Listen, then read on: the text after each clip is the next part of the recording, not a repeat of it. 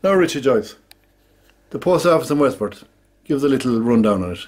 Well, really prior to 1727, there was no post offices in Mayo whatsoever.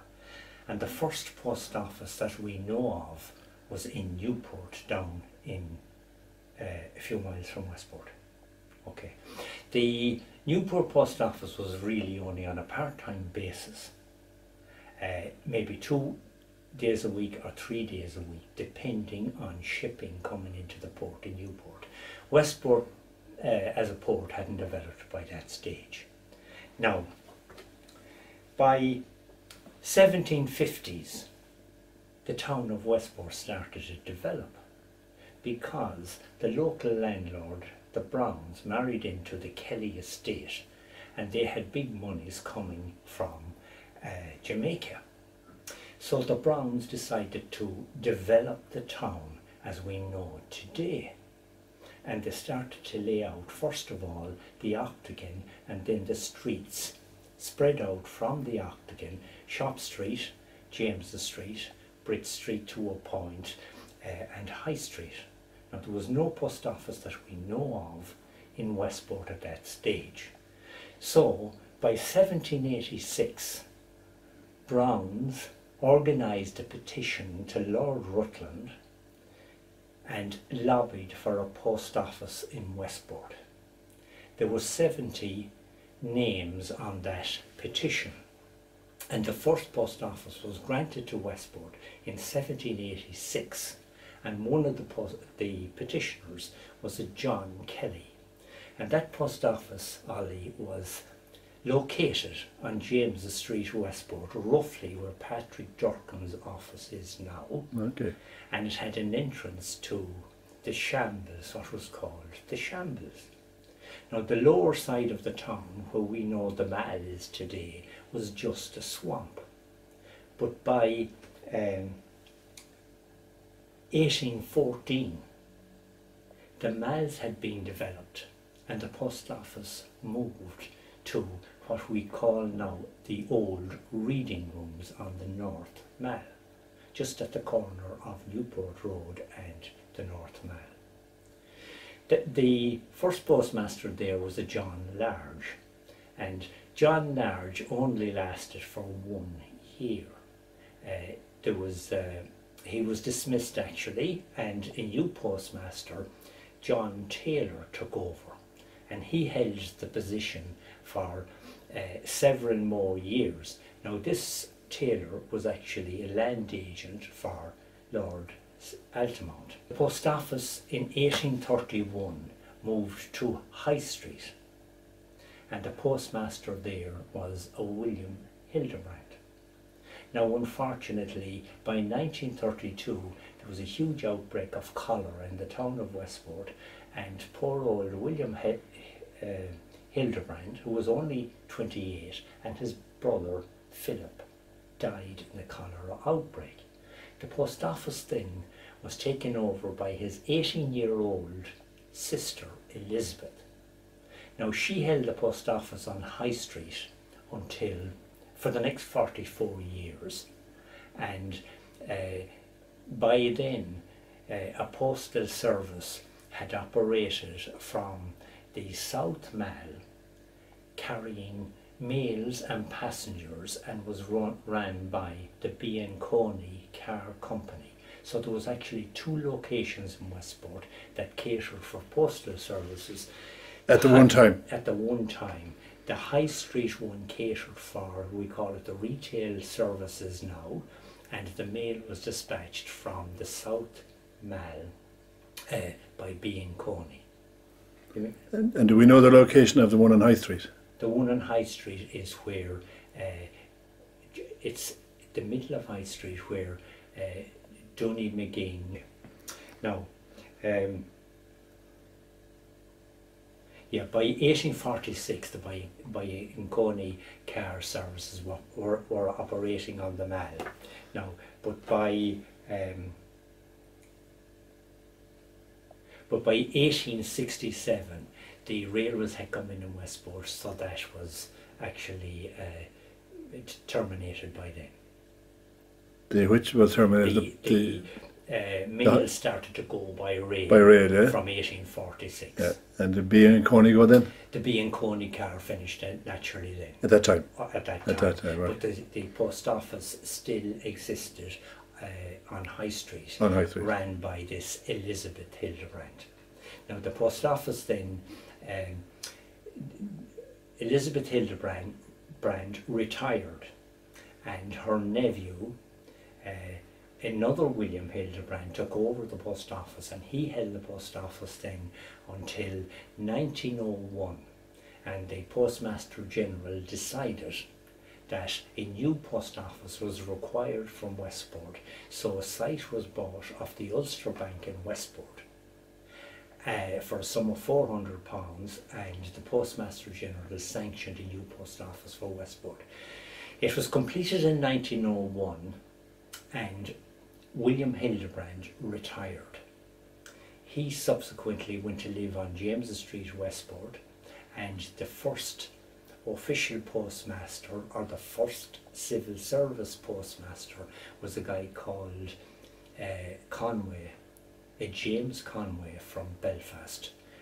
He took over as postmaster for Westport, and the present it's in the present location on the North Mall. And tell me this, how long was he in position for then? In the position? James Conway? Yeah. Well, James Conway was there for the next 15 years. 15. And subsequently the local postmasters continued after that. He moved with his family from Belfast to James Conway. Well, Mickey Hastings was there, Mick Callahan, guys like Tommy Haughey. Would I need them for you? Well, nice to have them, yeah. Yeah. Yeah. Can you go back? I can. Who's the present postmaster? The present postmaster, Yeah. there is no present postmaster, postmaster. because it's gone to a regional structure now. No, okay. Yeah. So, who was the last postmaster? With the last title of postmaster? Yeah, the last man that had the title of postmaster was a guy called Michael MacDonough, and he was from Castlebar. He actually took over from myself. Yeah. And I had moved up to Donegal, and I went from Donegal down to Claremorris. Now the likes of Mickey Hastings was prior to that, and then you had Michael O'Callaghan. Yeah. I'd really want to get you the names. Yeah. Sorry, you know. And there was Brendan when was there? No, Tommy Brennan. Tommy was Brennan. Never a postmaster. Oh, he never postmaster. He worked there, yeah. He worked there, but he became postmaster actually of Clifton. Clifton, yeah, okay, Yeah. right, yeah. And Tommy Haughey. There's a photograph actually of the 1922 strike, and an awful lot of the people that were working in the post office at that stage, actually their descendants are now around the town of Westport. And a lot of ex-army people from the 1914-18 war actually were given jobs. They may have been injured at the front line, and the people I remember is the likes of Bill Cusick, who had lost a leg. There's the likes of George Russell, who was from Scotland. Jack Corcoran's dad was a postmaster there. Peter McConville was the old bandmaster, and they all worked as postmen in the post office. Postmen, yeah. Postmen. Yeah. Post work. Do we know who built the post office? Yeah, it was the Board of Works that built the post office, and a guy called Pentland designed the post office. You made a great job of it. I did, yeah. It's a lovely building, isn't it? It was a really well laid out post office, and it was specifically designed for the malls in Westport, that it would gel in with the malls. And each room in the post office, first of all, the postmaster had his own residence upstairs, and it consisted of a kitchen, a dining room, a sitting room, and he had 3 bedrooms, and would you believe he had a room for his servant? Yeah. And the water services for the post office were actually from a lovely red bricked well that is even today located in the old post office sorting office, and that supplied water to the post office as well as to the Ulster Bank. So. And over the time, what did post offices initially serve? What services did they give initially? Post offices. Well, initially, The post offices originally were set up as lines of communication because they discovered that in Cromwellian times the roads were so bad that they couldn't transport the heavy military machinery needed for sieges all around the country. So the army decided to develop the roads in Ireland, and the three roads that were really developed was what was called the Ulster Road, the Cork Road and the Western Road. And the Ulster Road went up towards Fermanagh and into Belfast, and the Cork Road naturally went towards Cork. It also had branches to Limerick.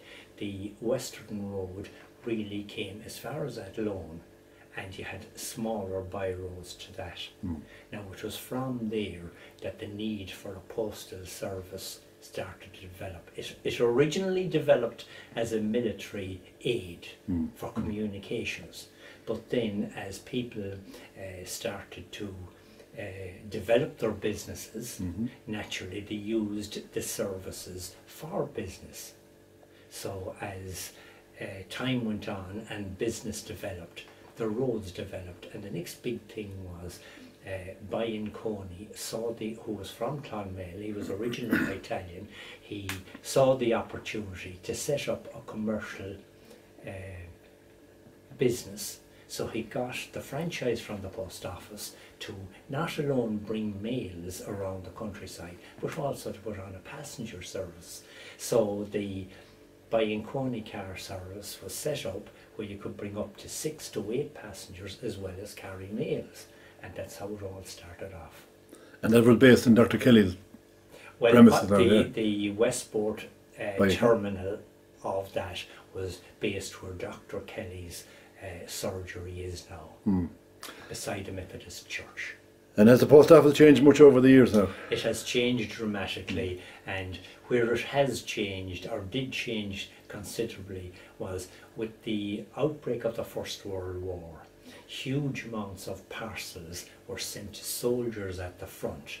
You had tins of biscuits, you had letters, you had little presents going to a lot of military service personnel from the Westport area, and there was a considerable amount of persons that joined the British Army at the outbreak of the war from 1914 to 1980.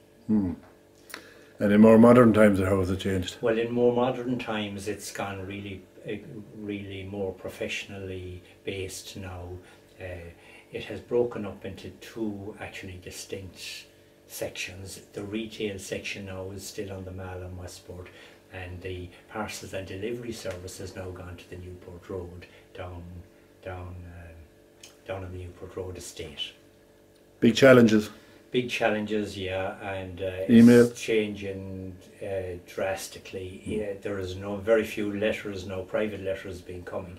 But what has developed hugely is this email ordering service, and that's bringing a huge amount of parcels and packets into the system, and that has really developed the parcel side. So the post office have taken up some of that anyway, yeah? They have taken up an awful lot of that slack now. You have competitors? Plenty competitors, TNT, loads of competitors, yeah. Is there a future for post offices? There has to be, especially in rural areas. There are less communications route around the rural sections of the community. You take the likes of Achill, Killawalla, what do you do with banking services are being closed down? You've just got to have some services there. So the post office is the natural inclination for paying your bills, doing your business, be it collecting your social welfare, contact with the local doctors, you name it. And they're closing down a lot of the rural post offices. They are actually, they're closing down an awful lot because again it's a business proposition now. It has very little to do with the personal service. It's really just a straightforward business service now. And where a post office isn't viable, they just close it down. You have a strong history, interest in the history of the post office. Yeah, I like history of the post office in Ireland, not just in Ireland, and I have wrote 2 articles for the local historical society, the general post office history on Ireland, and specifically about Westport. Postal history.